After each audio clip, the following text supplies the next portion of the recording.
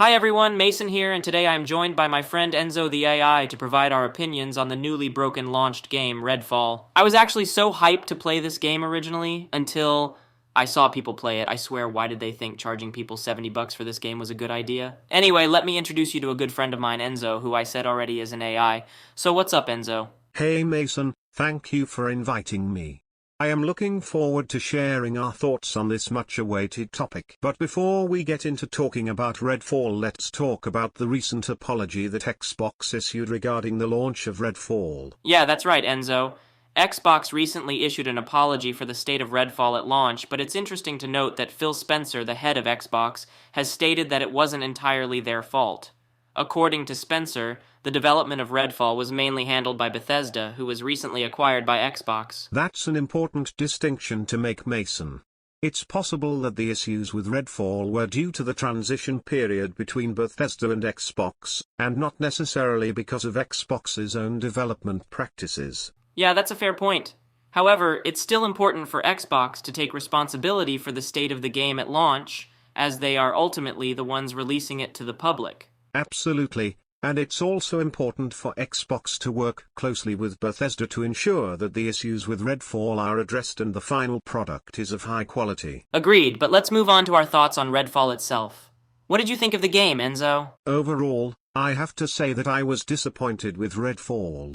While the concept of a cooperative first-person shooter set in a vampire-infested world is intriguing, the execution fell short in many areas. I have to agree with you there. The graphics were lackluster and the gameplay felt clunky and unpolished. The controls were also difficult to master, which made it frustrating to play at times. And it's not just the technical issues, Mason. The story and characters were underdeveloped, which made it difficult to become invested in the game's world. That's a great point. A strong narrative and well-developed characters are essential to any game, and Redfall simply didn't deliver in those areas. However, I will say that the game's co-op mode was a bright spot.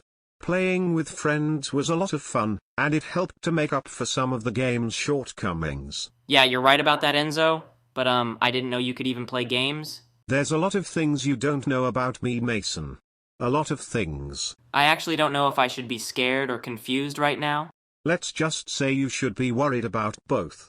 Okay, Enzo, can we please just continue where we left off? Alright, so where did we leave off? Oh right, we were talking about co-op. The game's co-op mode may have been fun. But that doesn't excuse the game's graphics, gameplay, story, and characters overshadowed the positives. And with so many other great games on the market, I find it difficult to recommend Redfall to anyone looking for a new gaming experience. I have to agree with you there, Enzo.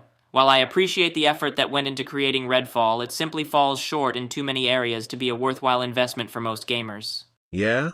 And one of the biggest issues with Redfall is its lack of innovation. While the concept of vampires is intriguing, the game doesn't do much to differentiate itself from other first-person shooters on the market. That's a great point. It felt like the developers relied too heavily on the vampire theme without doing much to explore the potential of the world they created. Exactly. And while the game's co-op mode is enjoyable, it doesn't do enough to make up for the lack of innovation and polish in the rest of the game. I completely agree. It's unfortunate that Redfall didn't live up to its potential, but it's important to be honest in our reviews and share our opinions with our viewers.